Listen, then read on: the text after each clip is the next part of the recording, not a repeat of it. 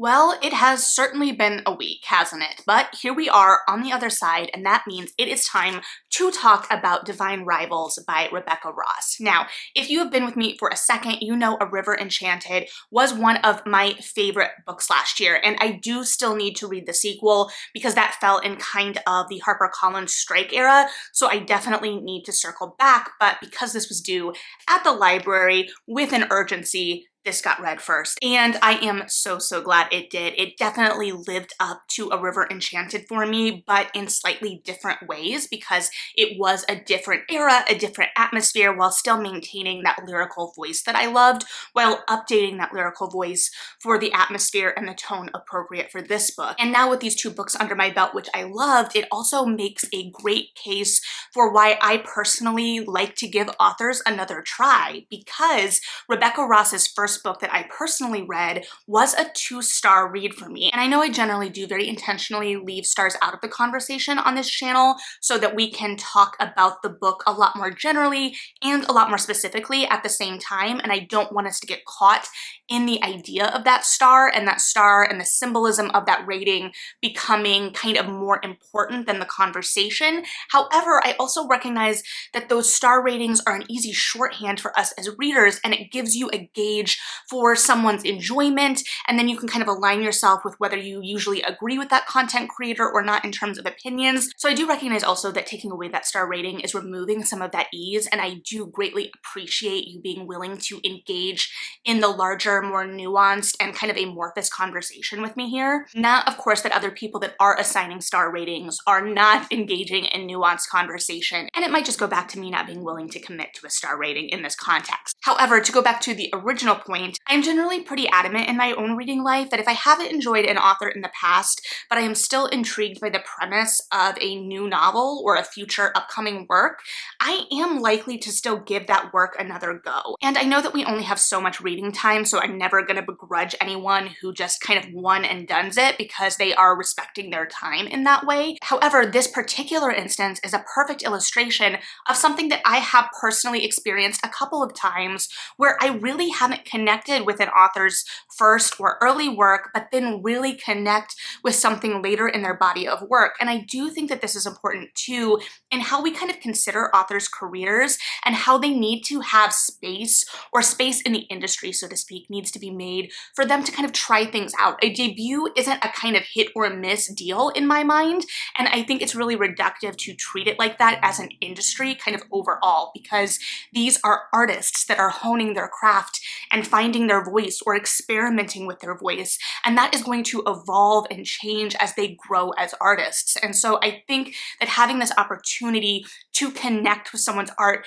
down the line where you may not have connected with it originally is really special and beautiful. And I really appreciate that opportunity as a reader to get to enter these worlds that I find magical and lyrical and connect with later, even while recognizing that these works that I connect with later and love dearly may not connect for other readers. So let's talk about this work in particular a little more deeply so you can kind of gauge if this is something that may resonate with you as well. And in terms of introducing the world of this book, I am going to blatantly steal my friend Laura's Instagram post, which I will also put up in how she describes this book, which, as we talked about it in our anticipated reads video for April, I personally kind of expected to be a kind of mythical World War I feeling book, which is what we got, but it was also so much more than that in a lot of ways. And so here is how Laura describes it. She says, Divine Rivals. It's World War I at home and abroad. I pictured London and French countryside. It's gods walking among us, forcing humans to participate in their war with the Hades and Persephone backstory. It's dragons in the day and wolves at night. It's a Narnia vibe with wardrobes and magical typewriters. It's rivals to lovers, mistaken identities, and miscommunication done in a beautiful and understanding way. It's the power of music and words. It's duty and courage and grief. It's family, both real and found, and the bonds of humanity. And I think that that is just a beautiful and lyrical summation of this beautiful and lyrical book, but it follows our two protagonists, Iris and Roman, and they start out at the onset of this book as rivals competing for this new position or this open position at the newspaper they're working at. And we meet Iris first in a prologue, sending her brother off to war, basically. And this war is very World War I coded. And this war is between these two gods, which, as Laura directly referenced, have this Hades and Persephone-esque backstory to them. So people in this city that war hasn't really touched yet, and their newspaper is kind of expressly forbidden from talking about the war or writing about the war within specific contexts, because they are seeing these soldiers lured specifically through music to one particular side. And so we are introduced to this city and this idea of this city where it's kind of devoid of music because music has become taboo, instruments have been confiscated, and you are not supposed to play music. And this again kind of goes back to a theme we see at least in A River Enchanted, where one of our protagonists is a musician, and we see a kind of magic to that music and a power to that music. And so here there is a power to the music, but we aren't really engaging with the music within this part of the story proper because of that power. So it's almost the absence is the power. And so we have these two who have this war on the outskirts, and they come from vastly different circumstances, but they both have incredible pain and loss in their background, though they don't recognize that in the other at first. Iris, of course, has just sent her brother, who is her closest family member, off to war and has not heard from him since she sent him off to war about 5 or 6 months ago at the start of the book. And in that prologue, we see her promise her brother that she is not going to quit school. And when we pick back up, we know that she has dropped out of school because Roman has made a snide comment about it that has stuck with her. And he didn't make it to her face, but he is coming from a much more privileged background, and she really feels like she has to prove herself to him. And we see this illustrated so perfectly in the action that starts the novel, where she is running to work late, and we don't know why at first. Ross is so good at kind of weaving and revealing these pieces of information within the action as needed, but we come to find out that her mother has slipped into alcoholism following the loss of her brother, and so we really connect with Iris first. But a kind of solace amidst all of this is that she is sending letters to her brother through this wardrobe, and they are disappearing. However, early in the book, she finds out that it is not her brother receiving these letters, and so she gains a mysterious correspondent. And this is how we as readers get a deeper look at Roman, who starts out as this guy who is kind of pretentious and prickly and egotistical, and I admittedly wanted to see kind of taken down a few pegs. But of course, he's the person on the other end of this magical correspondence because the narrative has set them up as equals.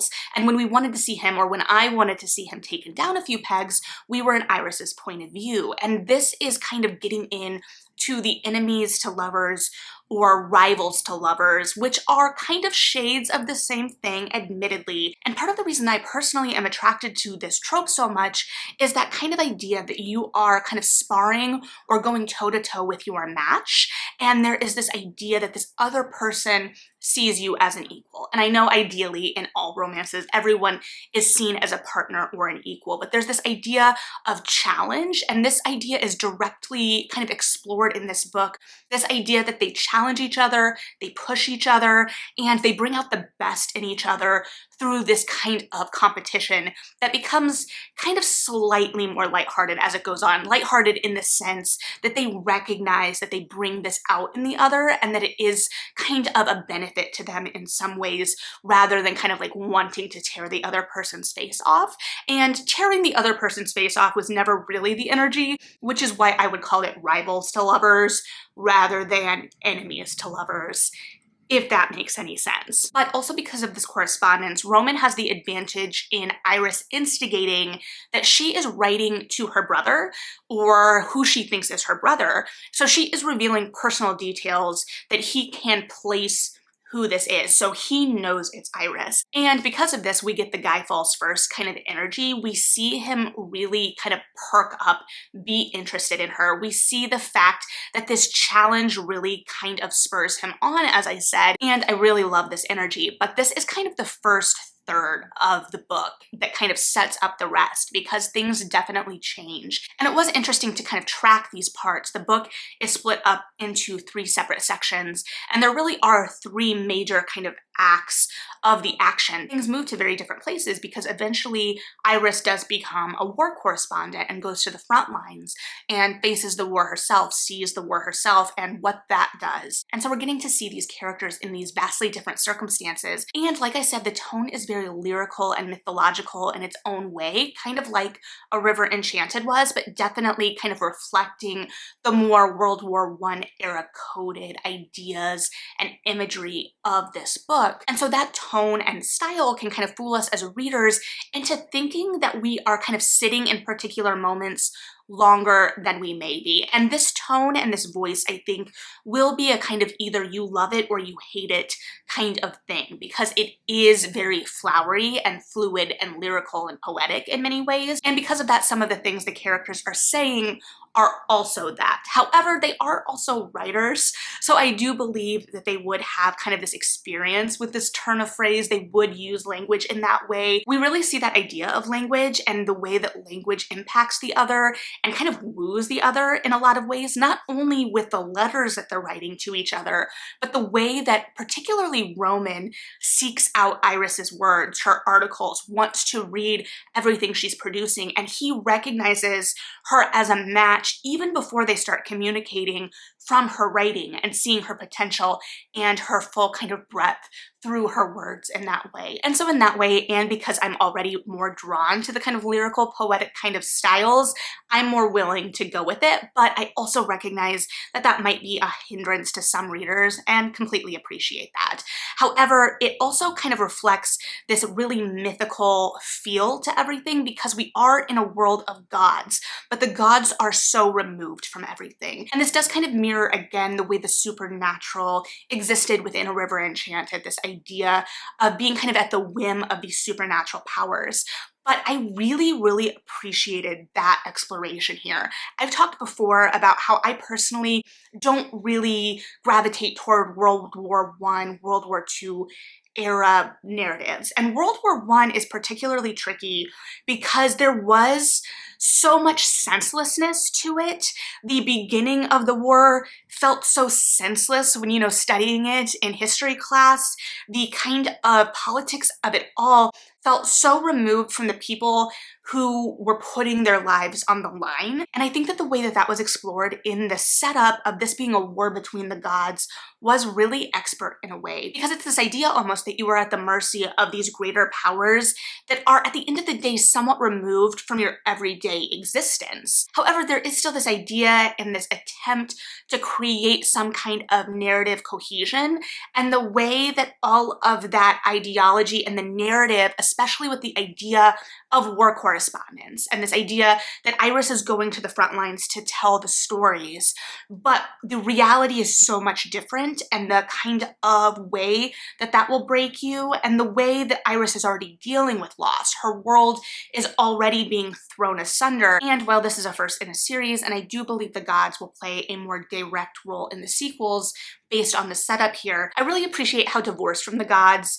this really felt. It felt like it was kind of like this philosophical thing just out of reach, but that we were really grappling with the everyday decisions of that. And so now we are going to, of course, probably travel a little bit more into the realm of the gods, but it's also this idea, especially with World War I, that this was war like we'd never seen it before, which I think is being explored a little bit with like the supernatural twisting of trench warfare, the supernatural twisting of bombs and gas, and the way that everything just felt so much bigger, and it was so much harder because you weren't necessarily facing down the enemy in the same way that you would be eye to eye in warfare traditionally before. So it's this bleeding, but the idea of how warfare changed so drastically with World War I is also a little mythical in its own right. And so it's a way to explore that and to explore the real trauma and PTSD that soldiers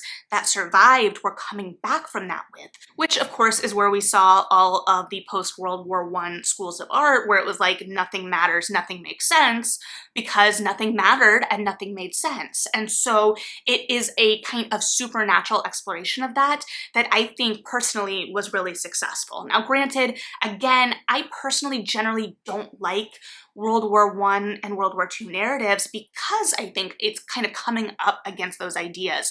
With World War I, just the kind of futility of it all. World War II, the idea of people and systems at their absolute worst and most evil. So this is a way to explore that, and most importantly, as directly called out in the narrative too, about how to celebrate joy and love amidst that, and the idea of the importance of telling story amidst that, which admittedly was kind of in the background in some ways later in the book, especially as we really did hone in on Iris and Roman. This was a love story at its heart, and the characters were really driving that, and the power of both finding yourself through these awful circumstances, because Roman really pushes back against the life that was being set up for him by his father, and Iris is being forced to find herself all alone amidst this confusing and unsettled world.